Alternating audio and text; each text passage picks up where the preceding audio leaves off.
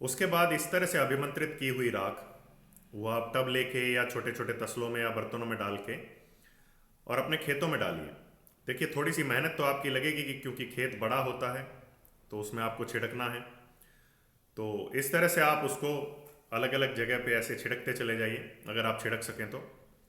और आप ऐसा भी कर सकते हैं कि आपके पास स्प्रे करने का कोई बर्तन हो या कोई व्यवस्था हो तो उसमें भी ये राख डाल के या अपना हाथ उस पानी में जो आप उसकी टैंक में भरेंगे स्प्रे करने वाले में, उस टैंक में अपना हाथ डाल के और उस पानी को देखते हुए पहले पानी को बाहर चार्ज कर लीजिए, शक्तिकृत कर लीजिए, अभिमंत्रित कर लीजिए और ओम सिद्ध त्र्यंबकाय नमः हाथ को इस तरह से सीधा 3 बार, उल्टा 3 बार, फिर सीधा 3 बार, या अगर आप कैसे भी सिर्फ हाथ डुबोए भी रखेंगे बाद में आप अच्छे से पानी को मिक्स कर लें।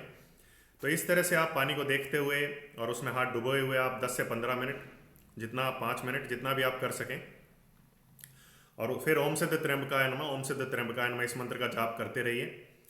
और फिर वो पानी आप स्प्रे के तौर पे भी अपनी फसलों पे छिड़केंगे या उस जगह पे छिड़केंगे तो भी आपकी फसलें निरोगी होंगी, स्वस्थ होंगी, बेहतर होंगी।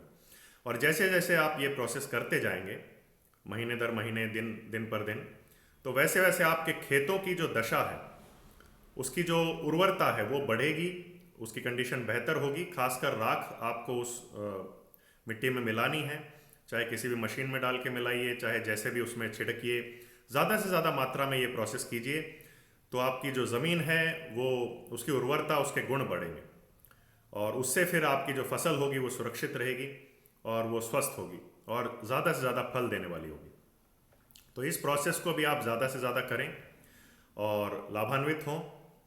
और इसके अलावा आप ऐसा भी कर सकते हैं कि उसकी जो डोली होती है, खेत की जो डोली होती है, उस पे भी आप ये राख छिड़क सकते हैं चारों तरफ। उससे भी प्रोटेक्शन रहती है खेत की, फसलों की। और आप इस प्रोसेस को कंटिन्यू कर सकते हैं अपने सभी खेतों के लिए। अपने घर के लिए भी आप ऐसा कर सकते हैं, ऐसा छिड़काव। जो भी किसान हैं जो गांव में रहते हैं, जिनके घर में समस्याएं हों, बीमारियां हों, तो वो अपने घर में भी इस तरह से जल अभिमंत्रित करके ओम सिद्ध त्र्यंबकाय नमः मंत्र से और उस पानी को अपने घर में छिड़क सकते हैं।